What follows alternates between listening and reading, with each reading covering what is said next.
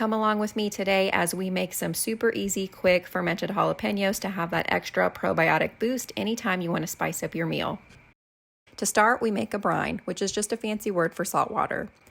The salt to water ratio that I use is 1 tablespoon of salt for every 2 cups of water. So here I have about 7 cups of water in this half-gallon jar, so I add in 3.5 tablespoons of sea salt. You want to use the best possible salt you can get. Pure sea salt is best. You can also use pickling salt, but please avoid using iodized salt when making your ferments. Also want to make sure that it is filtered water you are using, since tap water can contain chemicals like chlorine that can harm your cultures by killing bacteria, including the good bacteria that you need for a successful ferment. I add the salt to the water, shake it up really well, and leave it on the counter to dissolve while getting my veggies together. You can heat the water to dissolve the salt, but you must let it cool prior to adding your veggies, so I skip that step and have never had an issue with my quick method. I'm making a lot of brine because I like to ferment multiple things at once. Since I'm already making it, I might as well add it to several ferments at the same time. So we'll be collecting a few different veggies while we're in the garden, like some cucumbers as well. I have the audio muted so that I can talk with my son as I work and teach him what I'm doing. So the voiceover works best for me so that I don't have to exclude him from this. He has a lot of questions, and so we are just talking throughout if you're wondering why I'm not speaking directly to the camera.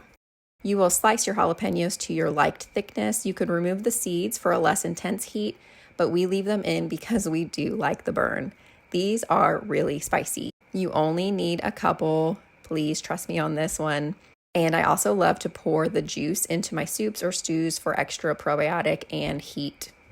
The reason that we like to ferment versus pickling is because when done correctly, fermentation kills the bad bacteria and allows the beneficial bacteria to thrive, which then makes your ferment into a probiotic-rich food. So it's a win-win situation. You get your jalapenos and you get a gut-healthy veggie as well. So I'm using a little bit of whey from the yogurt that I make. I can link that video below if you're interested in making your own yogurt at home.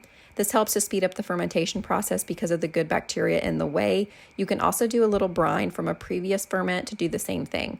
None of this is necessary. It will simply speed up your fermentation process. So you're going to want to add those jalapenos in, cover fully with brine, put a weight or something on top to hold them below the brine, and leave a little bit of headspace for any bubbling so that your ferment does not overflow. Weights are not necessary but do make your life easier. You want to make sure the veggies are always below the brine level to avoid any mold or unwanted results. These glass weights are the best ones that I have used, and I can link them down below if you're interested in these. You can also use a cabbage leaf if you have those on hand. To make sure you don't introduce any bad bacteria into your ferments, just be sure to keep all of your tools very clean. You could sterilize your jars and your tools prior if you wish. I do not do this, but it's definitely a good option. When storing to ferment, you can use fancy fermentation lids to seal and let the oxygen out for you, or you can just do what I do and unscrew the lid a couple of times a day to quote unquote burp it or let any oxygen out that builds up. You want to make sure you do this step because the oxygen will build up and your jar could burst. Typically, I just put my lids on rather loose to avoid this happening so that air can escape, but if you do this, you may deal with a little yeast growth without an airtight seal, which I will show you here in a bit and how to remove it. If you want to play it safe and use fermentation lids as you get used to the process, I'll link the ones I would use in the description below for you.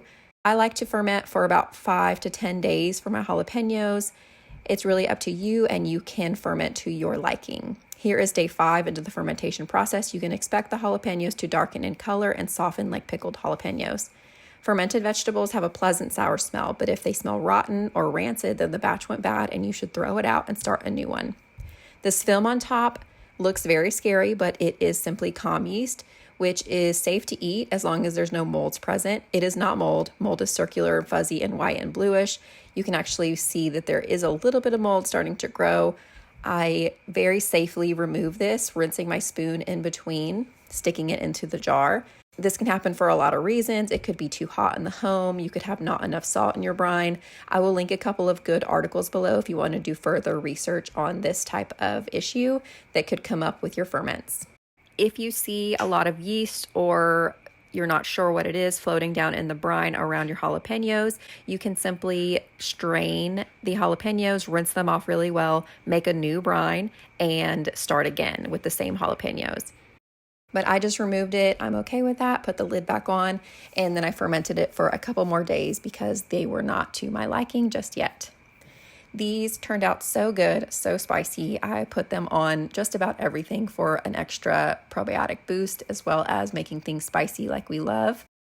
I hope that this video inspired you to start fermenting your own jalapenos at home.